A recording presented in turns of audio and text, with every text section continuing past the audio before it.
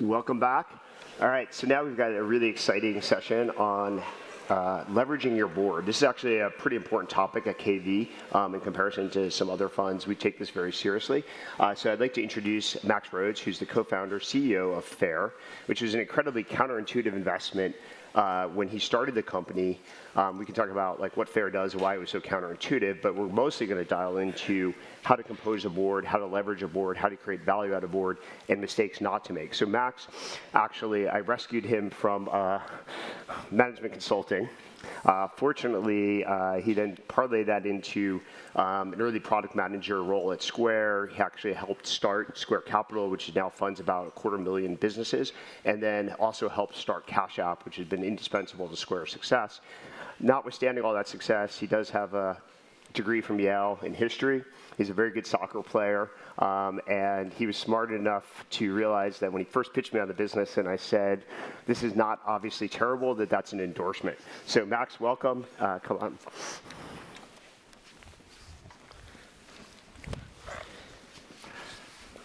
So let's talk about building a board. When you raised your seed round, you actually constructed a board in your seed round, which is maybe pretty rare back then. So why did you construct a board so early? How did you think about the board composition? And are you happy that you constructed a board when you were starting the company in the seed round? Yeah, so for me, when we were first starting, I kind of knew that I was somebody who responded well to high levels of accountability, where I tend to perform best when I know I'm going to get yelled at if I don't do well on a pretty regular cadence. That's sometimes true in soccer. Yeah. And so for me, the board early on was really an accountability mechanism, and we actually met, I think, every 6 weeks or maybe every 2 months. And I tried to put people on the board like Keith, who I knew wouldn't beat around the bush and would be clear, and who I knew that I would want to go into that board meeting being buttoned up and having hit the marks. So that was a lot of the early idea. So you also added an independent board member in the very beginning. Talk about how you thought about that decision. Yeah, so the board member that we added was actually Brian Grastonia, who was the real founder of Cash App. He was my boss at Square, and that was really, he had been all of my co-founders, Daniele and Marcelo, had also worked on Cash App, and we had an enormous amount of respect for Brian, had learned a ton from him, and we really felt like he was somebody whose opinion we trusted, who we wanted to have around the table from early on, and so it was really, we viewed it as an opportunity to leverage his advice and his expertise, especially in kind of the early stages of building a company, which is something that was also important to us. We wanted board members who had kind of been there early and knew what it looked like to get a company off the ground. And so Brian definitely checked that box. So then let's talk about your current board, which is a lot larger. You've raised F rounds of financing, I think. Yeah, it's something in that range, yeah. So you have a larger board. It's got 2 independents, 2 VCs, 3 or 4 founders. 3 founders, yeah. Yeah. So how do you think about the composition today? Like, why did we wind up here?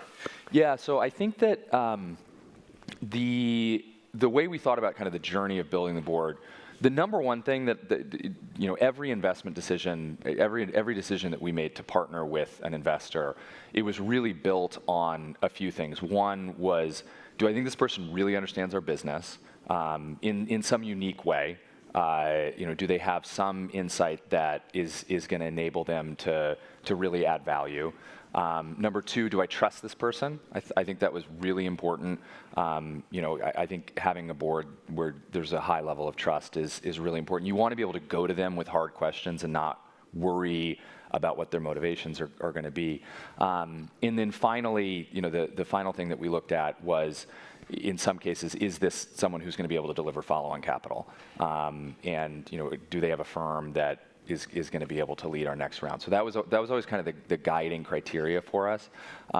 And so each decision, that we made was really kind of a decision in isolation that led to that from an investor perspective. And we brought on, KV early on with Keith. We then brought on Forerunner with Kirsten, who has, a big retail background. We did not actually bring on board members with future financing rounds, and that was a deliberate decision where if we didn't have to give up a board seat, we chose not to. The independents that we brought on, which Ellie was the most recent, who's the CFO of Airbnb, that was really a need that we identified. We have ultimate plans to go public. We needed an audit chair. And so Ellie was somebody that we felt like would be a phenomenal addition to the board and capable of chairing the audit committee, which is something that will become more and more important as you get bigger. So the second criteria of a board member you can trust. So, obviously you worked with me and Brian previously, but when you had to evaluate people that you didn't know from a prior life, how do you decide whether you can trust this person? I think one thing is just spending time with them, which you kind of do naturally through the fundraising process, but really investing in for us, we chose pretty deliberately who we wanted to raise money from and invested heavily in those relationships as opposed to running a huge process where we were meeting 20, 30 VCs. And so through the fundraising process, we got to spend a lot of time with them. We did references. We always did back channel references with founders that had worked with the person to make sure that there was nothing. When the chips are down, are they somebody who shows up the way that you want them to show up? And then some of it was also talking to our existing board members who had, in many cases, worked with these people previously, and could vouch for them. So now that you have this board constructed, what's your goal in interacting with the board? Like, what do you want out of your board? Yeah. So I think that every company is different in terms of what they need from a board, but I can talk about kind of the way that we thought about it and the way that evolved. Early on, the number one thing was advice and accountability. Like it was very specifically, we wanted to be able to go to the board to get advice, and we wanted to be able to go to the board and really use it as an accountability mechanism.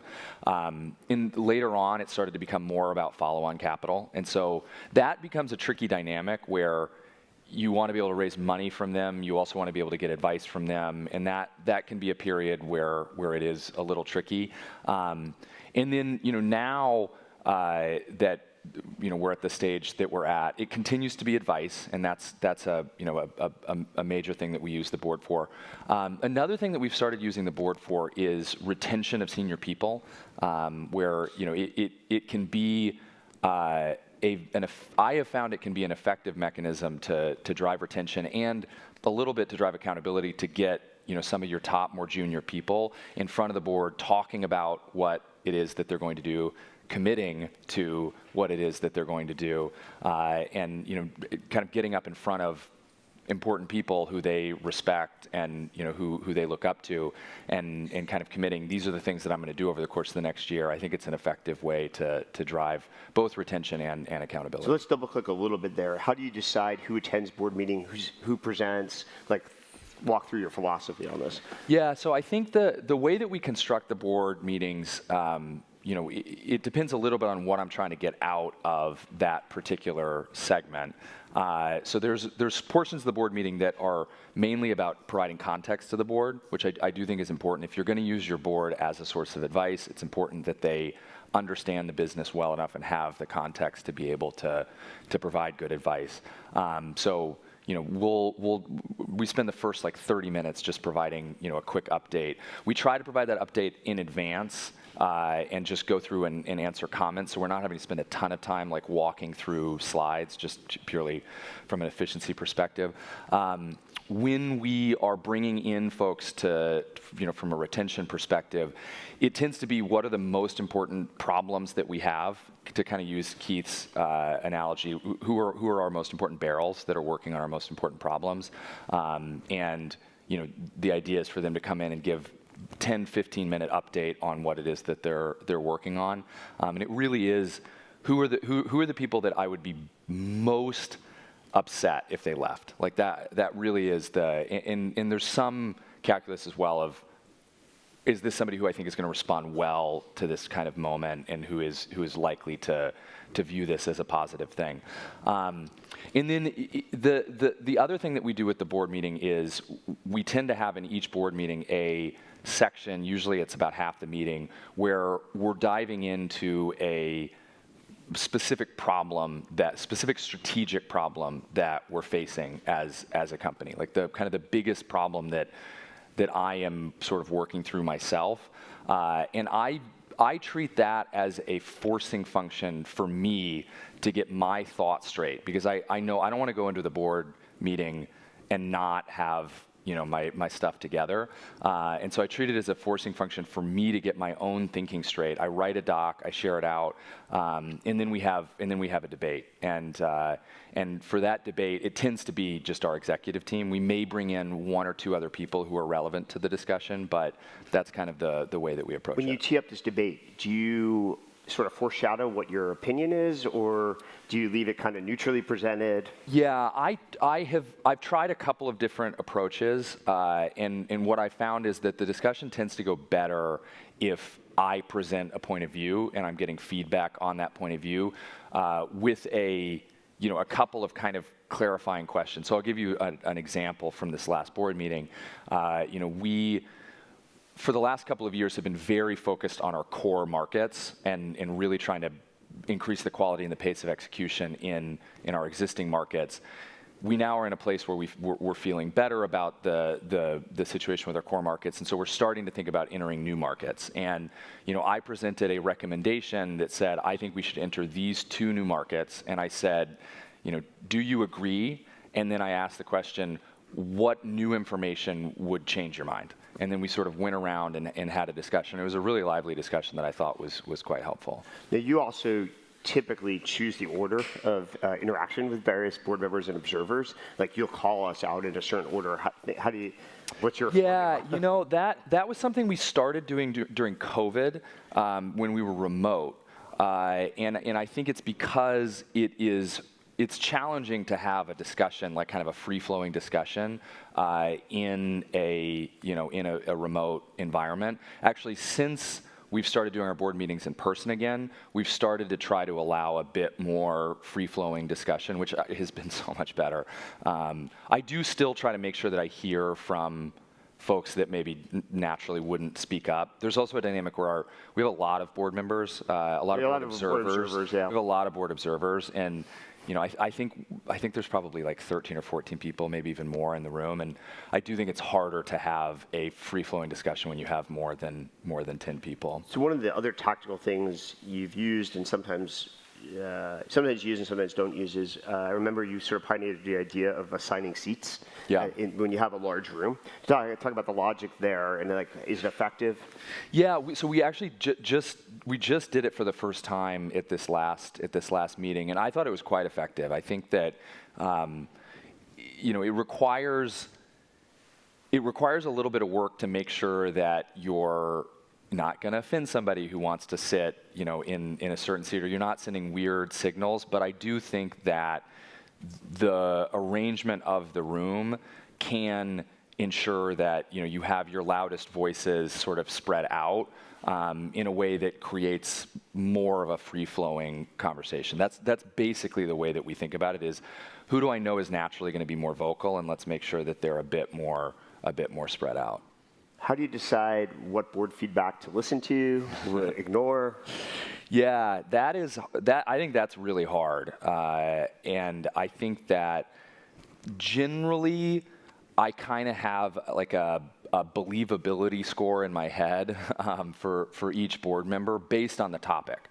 I think some board members are better than others at sort of recognizing when they are true experts and when they can weigh in, or when they should weigh in, and so that creates a little bit of a natural filter. But there are times where folks are weighing in on stuff that maybe they don't have the same level of expertise, and I kind of try to in my head weigh that.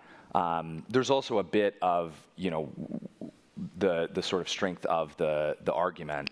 There have definitely been cases where we've gotten feedback from the board that I didn't listen to, where I definitely regret that, including feedback that Keith provided that I didn't listen to, mainly during kind of the 2021 period where we were spending just way too much money and we're way too focused on competition. And we did have a couple board members who raised the alarm, and we didn't listen to them in that moment, and I definitely wish that we had. We did also have other board members who were sort of at the forefront saying, let's keep going. But I think that was an example where I think I learned from that experience of what are the signals that I could have listened to that maybe folks were right, that hopefully I won't make that mistake again. What's the worst, that was good advice, let's say. What was the worst advice you've got from your board? Yeah, I mean, I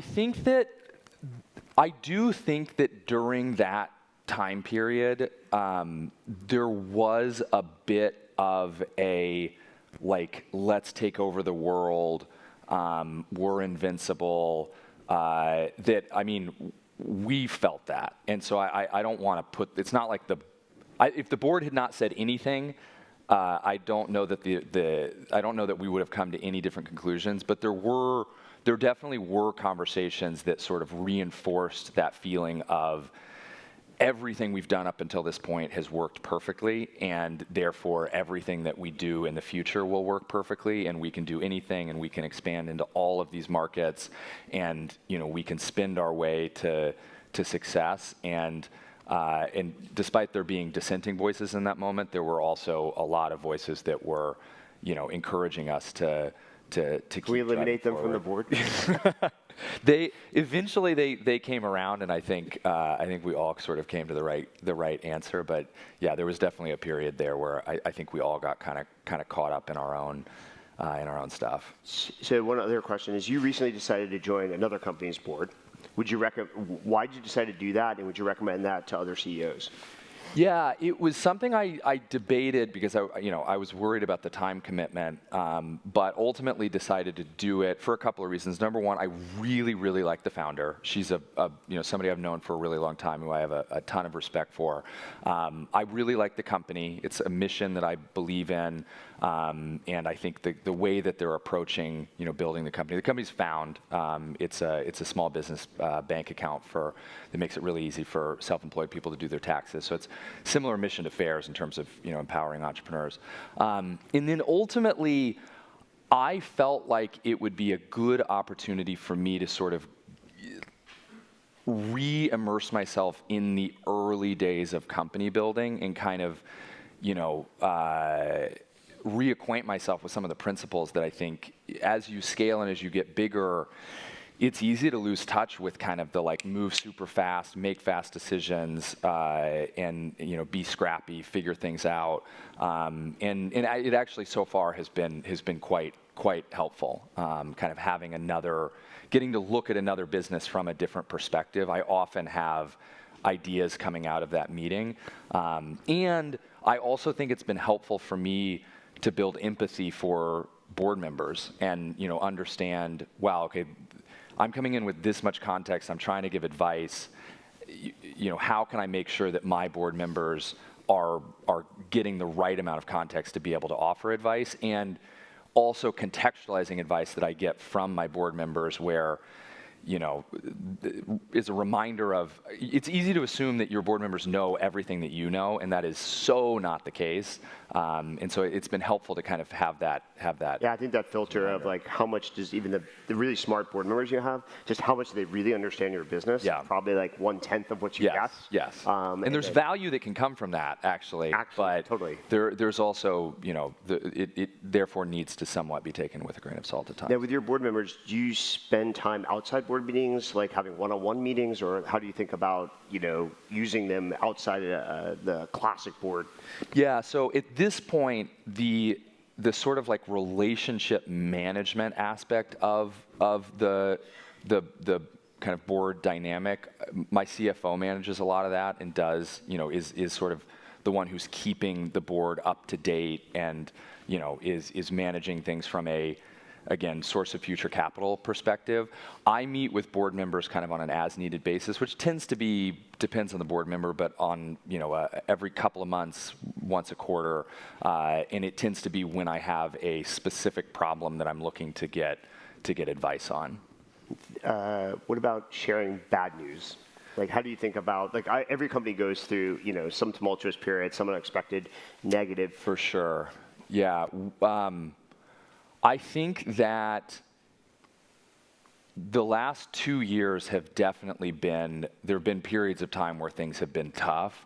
And our approach there has been a little bit more careful in terms of, making sure that we are doing pre-meetings and that, everybody comes in already sort of understanding the situation, which I think is helpful both from a kind of board management, making sure that you're building credibility, but also I think it makes the meeting more productive if folks have had a chance to sort of digest whatever the bad news is. And so I would say, my advice there is share the bad news as quickly as you can, so that it's as little of a surprise as possible. And I would definitely avoid trying to have bad news shared actually in the meeting live. I think the more that you can sort of pre-read. I don't think it's always necessary to do pre-reads, and it can be quite time-consuming, especially when you're early. But if it's going to be a meeting where it's like, ooh, this might be a tough one, I do think getting an understanding of where people are sort of where people are feeling and sort of getting the advice initially can be helpful in sort of managing the dynamic when the meeting actually happens. Great. So we have 5 minutes. Let's take a couple questions. If you just raise your hand, we'll bring a microphone to you. If anybody has questions about, it could be any topic actually, but I'm sure someone does, as usual. Here's one in front at least. How do you compose yourself in a board meeting if you have a very strongly opinionated board member and they're giving you advice, direction, feedback that you don't necessarily agree with? How do you take that? I think it depends on the context, but I think there's one of two ways. I think one approach, if you have a bunch of trust with the person and you actually think that a productive discussion can happen, have the discussion. I think if you feel like it's going to derail the conversation, you can say, really appreciate the advice. I think we'll take this one away and we'll think about it, and maybe we can circle back with a point of view. Or sometimes you've set up follow-up meetings, subgroup meetings with 1 or 2 board members to talk in detail when you really don't want to have that conversation. Yeah, we've done that several times where if again it's a situation where it's going to derail the conversation, but I actually really value the person's opinion, then I'll set up a follow-up meeting with that person. And I mean, they're not committees, but we sort of have a group of board members that have a ton of operating experience. We have a group of board members that have a ton of finance experience. We have some board members that have, are experts in kind of brand marketing and that kind of thing. And so we'll create sort of sub-advisory boards where we'll go deep on specific topics. Yeah. Question right there.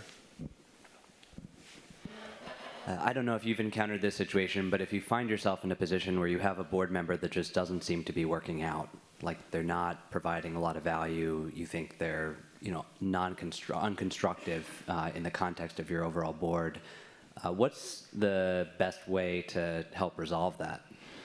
So I have not actually ended up in that situation, fortunately, and I do think that is a really tough situation to end up in. And I think my advice for folks in this room is really do your diligence on board members to try to avoid that from happening. I think if you do end up in that situation, I mean, I remember reading, I think there's a chapter in the High Growth Handbook on this exact dynamic. I don't remember exactly what he said, but I remember reading that and thinking that made sense. Keith, I don't know if you have thoughts here. It's pretty tricky. You don't have a lot of great options. And maybe within a firm, you can get a substitution, get a different partner from that fund. Second, less best is you wind up actually substituting the real discussions outside the formal board meeting. That people do that, and it can be productive, but most of the options are pretty bad at that point, other than avoid the problem in the first place? Yeah, sorry, I don't have a better answer. Question? Anybody? There's one in the back over there, and then the one in the middle. Hi, thanks for your talk. If you have a complex business that requires a lot of attention to detail and nuance and has multiple different components to it, how do you ensure that people actually read the materials and engage with them in advance? Do you have any practical tips? Yeah, so when I said one of the number one things I look for is somebody who really understands our business. For us, we do have an enormously complicated business. Maybe similar, it sounds like you have the situation. So it was really important when choosing board members that we chose folks who kind of who were quantitative, who were really analytical, who had the ability to wrap their arms around a complex business. And I think that actually is the number one thing that you can do is you want people who have the capacity and the willingness to dive deep and really understand a complex business. In addition, once you've sort of crossed that barrier, sending the material far in advance, setting expectations. My guess is that there are times where not every single person has like really, really gone deep. And I think there's probably times where they hold back and don't participate as much. So there's an element of, it can't always be perfect. But I think the more important thing is making sure if you've got that type of business that you're getting board members who have the ability and the willingness to dive deep, and then giving them enough time ahead of time to really read the materials. Pre-reads and sort of pre-meetings can also help with that, to sort of ensure that they get it. And if they don't get it, lightly encourage them to do a bit more work to understand it. I think it's pretty tricky. I mean, their business is pretty complicated. We had a discussion last week after like 7 years of working together on this. Yeah. And I finally understood something like after 7 years, like that's actually pretty important driver. So you can tell whether you can filter board members whether they have the capability. Sometimes it's communication though. The company, CEO owns, how do I frame what is actually going on? And the simpler you frame it, the better. Like it works both ways, actually. I feel like there's some feedback from me in that. Yeah, actually, they provide. My feedback would be they provide too much actually context, and so sometimes you lose the forest and trees, right. Which I screwed up that metaphor badly at the last board meeting. One final question. I think there's one in the middle there. Yeah. Thanks for a great talk. Sometimes when we run a company, you might want like nonlinear innovation. I think the board, what you've described is very good for like linear, let's grind through A, B, C, D, E, F, G. But sometimes that kind of grinding would be counterproductive for this nonlinear leaps that you have a hunch about that you have no. So how do you balance the two? Yeah, I mean, from a board perspective, I think that's tough. Like, I think that's where trust is really important, and you want to build a relationship where you have built a big reservoir of trust. And I think that's one of the reasons why it's important to manage your board well, to build good relationships with your board, to bring them along when you do have bad news, sharing it early, because when the time comes and you want to make that big bet, life is easier if you have their support, and I think the way that you get that support is by doing all the sort of hygiene of managing a board well up to that point. One other comment is I think you've intentionally recruited people who've kind of gone through that themselves. Like Brian, obviously went through like the step function on Cash App was incredibly controversial, incredibly difficult. So people who've actually had to take that step function on the leap of faith are more sympathetic. Yeah, I mean, one of the things I think one of the patterns that you're hearing from this is like a lot of it starts with who you put on your board, because it's really hard, once they're on your board to get them off your board. And a lot of these things get easier if you do the upfront work of choosing your board and treating it like I think Jack used to say at Square that like your board members are basically employees that you can't fire. And I think they're like executive hires that you cannot fire, and that's a framework that I think is worth. Yeah, Jack actually did say that the flip side, the positive side, was also use the board at Square for recruiting people that we could not hire. Yeah. So you can get talented people that are just not on the market for full-time jobs. So it's pros and cons. Yeah. With that, we're out of time. Thank you. Thanks. Thanks for joining us. Yeah. Thanks, Steve.